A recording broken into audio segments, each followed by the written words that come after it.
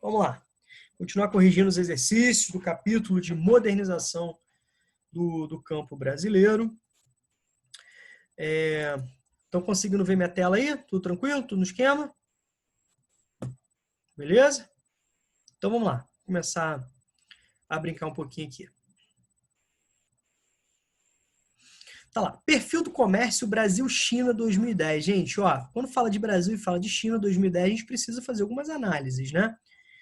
A China, ela começa a ganhar muito destaque mundial a partir do final dos anos 70, início dos anos 80, devido às transformações do governo de Deng Xiaoping, abrindo, né, parte da China, a princípio 4 regiões da China, para a entrada de empresas, de investimentos privados, de atração de investimentos, né, financeiros, as chamadas zonas econômicas especiais, inicialmente 4, né, e progressivamente outros territórios foram se espalhando, né, se tornando aí grandes plataformas de exportação, dentro de um modelo que o próprio Deng Xiaoping chamou de socialismo de mercado, né? As 4 modernizações de Deng Xiaoping, na indústria, na agricultura, né, na educação, na tecnologia e também no avanço militar, deram muito certo. Então, essa abertura econômica controlada pelo Estado trouxe a China a patamares assim que nem as melhores estimativas conseguiriam prever, tá bom? Ou projetar, melhor dizendo. Tá legal? Beleza. O que acontece? Hoje, a China é o principal parceiro comercial, né, do Brasil. A China foi galgando patamares, foi, né, crescendo muito. Nos anos 90 se consolida como uma grande potência regional. Isso começa a ganhar corpo internacional. A entrada da China na OMC, isso dá uma outra visão, um outro parâmetro para a China. Né? E já no século XXI ela se consolida como uma grande potência econômica, né? Superando em termos de PIB a Alemanha, o Japão, hoje ocupando a 2ª posição, né, na economia mundial. Enquanto o mundo sofre com a pandemia, a China também sofre, mas ainda vai apresentar um saldo positivo, né, um crescimento econômico positivo, contrariando a maior parte dos países. Olha só aqui como isso chama atenção. E é a primeira vez que a China desacelera a sua produção, né? Ou seja, continua positivo, mas em termos de decréscimo em termos de crescimento em relação a períodos passados. Né? Então, a China, a partir de 2008, ela adota 2 estratégias. Primeiro, um cenário onde os grandes mercados, né, consumidores, estão em dificuldade, crise sistêmica do capitalismo, crise estrutural do capitalismo, né, desemprego, diminuição do consumo. A China, ela aumenta a poupança interna, de uma forma controlada pelo Estado. Então, você estimula um crescimento de um mercado interno chinês. Lembrem-se que a China é um país, primeiro, é o mais populoso do mundo, né? Tem praticamente 1 bilhão e 400 milhões de pessoas. A China recentemente se tornou um país majoritariamente urbano. 2009, 2011, nós temos essa transição para a China como um país urbano, né, de maioria urbana, então mudando inclusive o perfil econômico, né, dos consumidores chineses. E a segunda grande estratégia foi de aumentar os investimentos chineses em países subdesenvolvidos. Porções da América Latina, África, né, com destaque para a África subsaariana, porções asiáticas e, assim,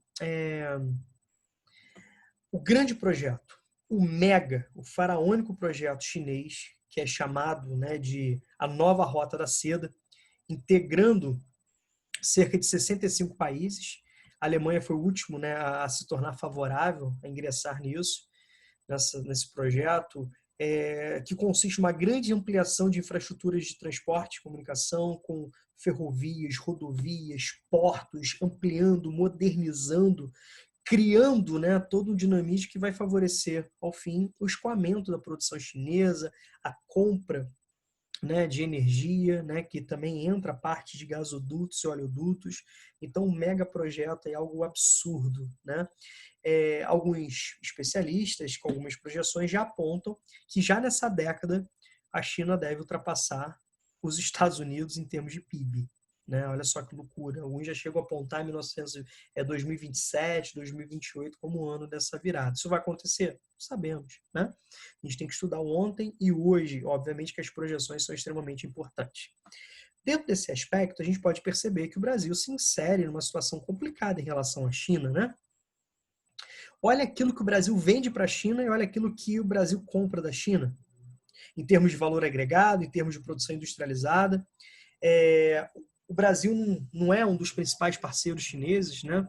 Assim, os parceiros de grande importância para a China, é um parceiro extremamente importante de venda, mas não é um dos 5 principais, tá? Ao mesmo tempo, a China é o principal parceiro comercial do Brasil.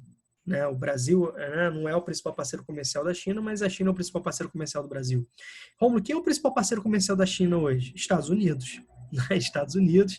E eles protagonizam aí disputas comerciais assim, bem publicitariamente bem exploradas, né? Que colocam o mundo aí de fato, né? De boca aberta, influenciando em bolsas de valores no mundo inteiro. Então, galera, olha só, reparem bem. Mais de 90% que o Brasil compra da China são produtos industrializados, transformados, de alto valor agregado. A maior parte, olha só, 83% do que o Brasil vende para a China são produtos básicos, sobretudo matérias-primas, com pouco nenhuma transformação, com grande destaque para commodities. Né? A gente está falando aqui, gente, principalmente de soja, de minério de ferro. Então, a pergunta é, esse saldo comercial Brasil-China ainda é positivo? É positivo para o Brasil. Mas vocês podem perceber que num curto espaço de tempo, dentro de uma projeção, há uma possibilidade real, né, do Brasil já não mais ter um saldo positivo com a balança chinesa e vai ser difícil de acompanhar. Né? Imagine quanto de soja que o Brasil não precisa vender, quanto de minério de ferro que o Brasil não precisa vender para equilibrar essa balança comercial em termos de compra de tecnologia, de maquinários, de industrializados. Tá legal? Beleza. Questão do Enem. Vamos lá, vamos seguir aqui para a gente poder corrigir com tranquilidade. Nas últimas décadas, tem se observado um incremento do comércio entre Brasil e China. A comparação entre os gráficos, isso aqui é importantíssimo, ó, a comparação entre os gráficos demonstra repare que o gabarito é aquilo que se encaixa perfeitamente na continuidade do comando. Certo? O que a gente pode perceber? O que vocês marcaram de gabarito? O que vocês marcaram de gabarito nessa questão? Eu botei A. Letra A. Beleza. Alguma outra dúvida? Então, se demonstra a posição do Brasil como grande exportador de commodities. Vamos lembrar de alguns termos? O medo de comoditização do território, essa especialização de algumas porções territoriais gigantes do Brasil em produção de monoculturas de exportação. A lógica de primarização da economia, ou seja, cada vez mais o setor primário tendo um peso maior na pauta econômica, na pauta de exportação brasileira. Isso é visto com muitos como retrocesso na divisão internacional do trabalho, isso é visto como retrocesso ambiental, retrocesso social, o peso da bancada ruralista, tá? Dentro dessa orientação, e um fato histórico, né, do Brasil ser um grande exportador aí, primário, né, e chamando atenção para toda essa polêmica, né, toda essa dificuldade que envolve, né, essa relação comercial Brasil-China, tá bom? Espero que esteja tudo tranquilo. Vamos lá para a próxima questão de número 7, tá? Deixa eu só apagar tudo que eu fiz aqui.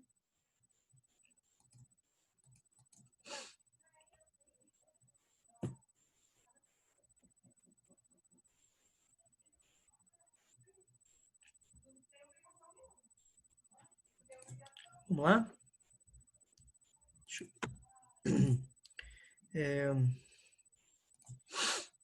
Seguindo aqui. Beleza, ó. Questão número 7. A fazenda Tamanduá, no sertão da Paraíba, produz mangas para exportação. Então, nós temos aqui, ó, mangas para exportação, gado de leite, né, da raça pardo suíço e criação de abelhas, certo? Então, a gente já está falando de um processo de associação. Essas 3 atividades não foram escolhidas aleatoriamente, elas estão integradas para diminuir custos. Então, você tem vantagens sociais, ambientais, econômicas, né, nesse processo de associação, nesse processo de integração entre as atividades. Assim, as abelhas, elas vão fazer o quê? Polinizam as mangueiras, que periodicamente são podadas, né, e seus galhos, junto com os estrumes da vaca, né, o estrume da vaca e outros componentes são utilizados para a elaboração de um composto. A matéria fertilizante do solo e pastagens. Olha só que interessante. Eu posso acrescentar mais algumas situações aqui, tá? Esse texto, por exemplo. São 3 atividades econômicas que, além de uma favorecer a outra, de forma a diminuir o custo, de forma a fornecer determinado tipo, né, de auxílio, também são atividades econômicas diferentes. Então, por exemplo, não dá manga o tempo todo. Você pode ter a exploração do mel também, como venda, né? Você pode ter a exploração dos derivados do leite. Então, você tem outros incrementos econômicos. Então, a gente pode aqui acrescentar outros, né, fatores positivos ao texto, tá bom? Então, vamos lá. Com base no recorte do artigo transcrito acima, então, de novo, galera, tem que ser com base no texto, tá? Então, pegadinha, podemos ter afirmativas corretas, mas que não se enquadram como gabarito porque fogem, né, da proposta do texto. Podemos afirmar que a referida produção agrícola é do tipo, beleza? O que vocês marcaram de gabarito aí, meus amores? Fala para mim. O que vocês marcaram aí de gabarito? Marcou é? Felipe marcou é? Mais alguém marcou diferente ou teve dúvida? Então, ó, com base no texto, vamos cortar aqui. Eu posso falar que é transgênico? Em momento nenhum está falando sobre defensivos químicos industriais, né, fertilizantes industriais. Pelo contrário, está falando, olha só, do próprio estrume, galhos, né, matéria orgânica que é utilizado no processo de compostagem. Tá legal? Então, não vou nem ler o restante da afirmativa. Familiar, então, por essas características por si só, a gente não pode perceber que são relações comerciais, né? Que são relações familiares, melhor dizendo, tá? Segundo, tá falando de exportação aqui, ó. Né? Uma das grandes tendências da agricultura familiar é a produção para o mercado interno, de policultura. Tudo bem? Obviamente que parcelas da produção familiar também são exportadas, então a gente precisa dar uma lida, né? Que utiliza técnicas modernas. Então, já temos aqui um equívoco. Para preservar o solo, evitando erosão, mantendo sua fertilidade. Então, ó, o moderno aqui é o grande complicador, né, da opção, da possibilidade de gabarito da opção B, tá? Plantation, de forma nenhuma, né? Quando a gente fala de plantation, a gente lembra do macetezinho, lembra? Monocultura, mão de obra, né, abundante, a modelo da plantation tradicional, da mão de obra abundante, né, voltada para exportação em grande propriedade de terras. Hoje você tem a plantation moderna, que você tira a grande necessidade, né, de número de trabalhadores, porque é um modelo intensivo, a plantation moderna, mas ela continua sendo, né, monocultora, ela continua sendo voltada para a exportação, ela continua sendo, né, produzindo em grandes espaços, grandes latifúndios, né, monocultores. Então, eu acho que a gente não precisa nem ler o restante. Agricultura itinerante? Não temos característica daquela agricultura itinerante, aquela agricultura de roça, né, onde você tem um processo, né, de rotação de culturas, por exemplo, tá?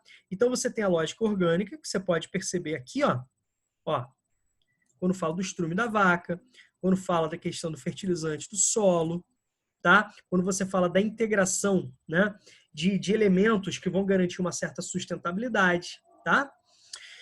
Que pensem, né, quando você fala de orgânico, você tem que pensar em interesses sociais, ambientais e econômicos envolvidos, né, obrigatoriamente, que se baseiem em métodos sustentáveis para o meio ambiente e a sociedade. Tá aí, ó. Tranquilo? A gente consegue perceber a associação de culturas, a gente pode perceber a utilização de técnicas, né, relacionadas, né, a um processo de compostagem. Então, a gente pode tirar alguns aspectos aí ligados a uma agricultura agroecológica. Tudo bem? Alguma dúvida, meus amores? Alguém quer perguntar alguma coisa? Não? Vamos seguir aqui. Tudo tranquilo, Romulo. Pode seguir. Beleza. Qualquer coisa é só gritar. Vamos seguir aqui, ó. Deixa eu fechar aqui. Questão número 8. Questão número 8 começa com gráfico, né?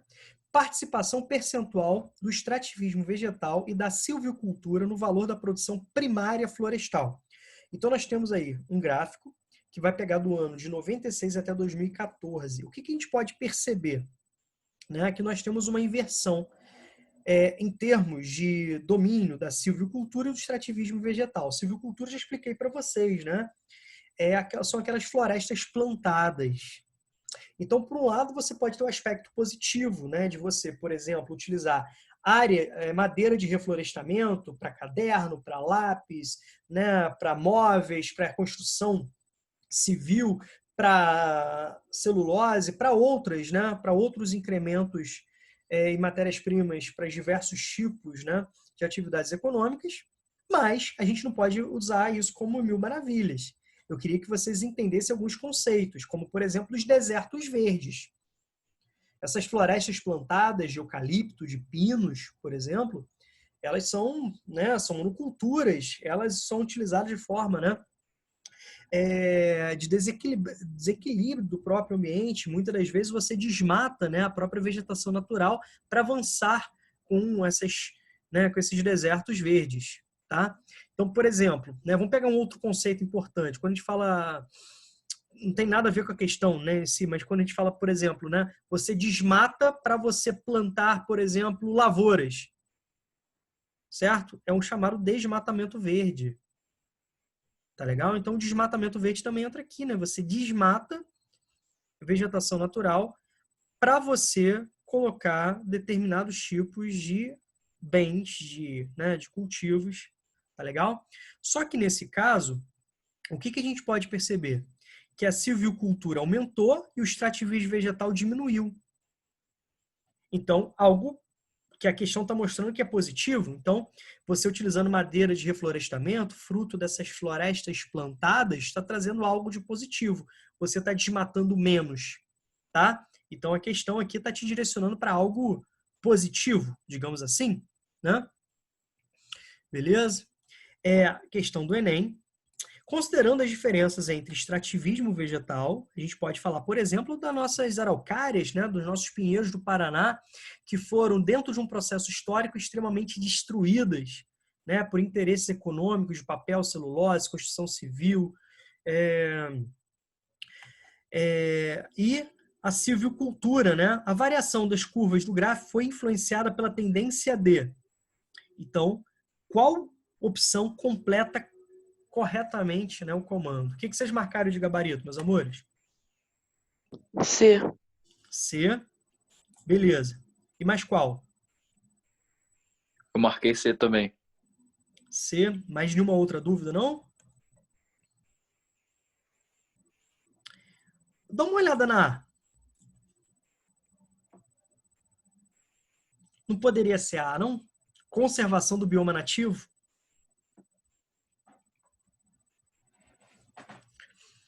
Faz sentido também. Agora, Então, vendo aqui o gráfico, né? Mas se você está desmatando para reflorestar, você não está conservando o bioma. é a lógica dos desertos verdes, né? A tendência do gráfico, olha só. Considerando as diferenças entre extrativismo, né, vegetal e da silvicultura, a variação das curvas do gráfico foi influenciada pela... A tendência hoje não é de preservação ambiental. O Brasil é o país que mais desmata no mundo, poxa. Deu para entender? Certo? O Brasil é o país que mais desmata no mundo, que mais destrói, né, vegetação natural, com queimadas, desmatamento, retirada de madeira de lei. É só a gente pensar nos avanços, né, sobre o Cerrado, sobre o sul da Amazônia. Então, a tendência não é de conservação, não. Infelizmente, no Brasil. Certo? Então, a tendência apresentada, estagnação do setor primário, nunca, né? Não é de paralisação. Utilização de madeira de reflorestamento. Essa madeira de reflorestamento está relacionada aqui, ao aumento das florestas plantadas. Certo? Beleza? Das florestas plantadas. Obviamente, você pode falar também de carvão vegetal, você pode falar, por exemplo, de um eucalipto que vai ser utilizado para metanol, tá? Mas, principalmente, para atender esses interesses econômicos que eu citei para vocês. Vocês repararam que o Azinho ali, né, a conservação do bioma nativo está no ar, né, para ser a primeira opção, primeira leitura, né, por parte dos alunos, das alunas, beleza? Justamente para levar o equívoco, eu acho, né? Então, você precisa ter um domínio, um conceito, ter uma visão crítica, né, sobre isso, tá? Tá claro, gente? Tá claro? Redução da claro. produção de imóveis? Nada, você não pode tirar isso pelo gráfico. Pelo contrário, nós temos aumento, né, da tendência de sociedade de consumo, da urbanização, retração da indústria alimentícia, não tem nada a ver. Então, espero que vocês tenham, de fato, entendido, né, assim, a proposta da questão, a pegadinha da questão. Eu acho uma questão difícil, né? O aluno tem que dominar conceito, tem que saber que é silvicultura, tem que entender a maldade por trás, tem que interpretar o gráfico, tá? Certo? Então, vamos lá, vamos seguir aqui. A tela saiu fora. Vou voltar para cá. Questão número 9. Então, eu acho a questão número 9, ela também é muito difícil, né? Porque o aluno tem que ter um conhecimento mais interdisciplinar. O aluno precisa ter atenção sobre determinadas transformações aqui, tá bom? Ó, o desgaste acelerado sempre existirá se o agricultor não tiver devido cuidado ao combater as causas. Então, o desgaste acelerado do solo, né, relacionados a vários processos, tais como empobrecimento químico e lixiviação provocados pelo esgotamento causado pelas colheitas. Então, estou falando sobre esgotamento causado por ações antrópicas, né? Colheitas e pela própria lavagem vertical dos nutrientes da água que se infiltra no solo, bem como pela retirada de elementos nutritivos. Isso aqui é fundamental, ó, retirada de elementos nutritivos das colheitas. Os nutrientes retirados, quando não repostos, são comumente substituídos por elementos tóxicos. Então, substituição por elementos tóxicos, como, por exemplo, o alumínio. Tá? Questão do Enem. Eu também considero uma questão difícil. Tá? Não sei se vocês acharam. Né? A dinâmica ambiental exemplificada no texto gera a seguinte consequência. De novo, ó, no texto tem que interpretar. Podem ter afirmativas corretas, mas que fogem da lógica tratada no texto. Segundo, consequência para o solo agricultável. É outra situação que vocês precisam ficar atentos. Certo? Então, nós temos aqui elevação da acidez, então alteração do pH do solo, ampliação da salinidade, concentração de sais, minerais, sobretudo na camada superficial do solo, formação de vossorocas, que são grandes processos erosivos, né? Remoção da camada superior, então retirada de camada superior, muito ligada, inclusive, à atividade mineradora. Intensificação do escoamento superficial, quando você escoa mais do que infiltra, tem a ver principalmente em áreas onde você tem a cobertura, né, de superfícies impermeabilizantes, né, como concreto, como asfalto, né, que diminui a infiltração e aumenta o escoamento. Tá legal? Talvez aqui para você confundir com a questão da lixiviação, que é o processo de lavagem do solo pela ação vertical e horizontal da água da chuva. Então, talvez para levar o aluno a essa confusão. O que vocês marcaram aí de gabarito? A elevação da acidez.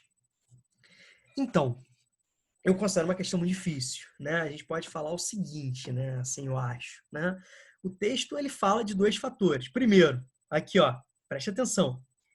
A perda de nutrientes do solo. Tá vendo aqui, ó? Retirada de elementos nutritivos, certo? E, ao mesmo tempo, né? Você tem o acúmulo de elementos tóxicos, aqui representados pelo alumínio. Beleza? Certo? Então, os processos de degradação do solo podem ser de dar diferentes caminhos, diferentes formas, são vários, né? Mas, dentro do que o texto chama atenção, a resposta, o gabarito, né, que mais se relaciona com a questão do texto é o aumento da acidez. Tá? É o aumento da acidez. Então, você pode falar de diminuição dos nutrientes do solo, tá? Né? Diminuição dos nutrientes. A questão está falando sobre isso. Beleza? E ao mesmo os nutrientes, né, desse solo. Deixa eu só fechar isso aqui rapidinho. Sacana. Beleza, vamos voltar aqui, ver se eu consigo voltar a escrever. Os nutrientes, né, desse solo. Beleza? E ao mesmo tempo, o que você tem? O aumento de metais. Aqui representado, né? Acúmulo, né, de metais, aqui representados pelo alumínio. Com isso, nós temos como um dos resultados a questão da elevação da acidez e um processo de degradação dos solos agricultáveis, que você precisa de uma correção química desse solo, né, para torná-lo agricultável, né, em termos de produtividade, em termos de atendimento. Tá claro, galera? Alguma dúvida? Não? Beleza.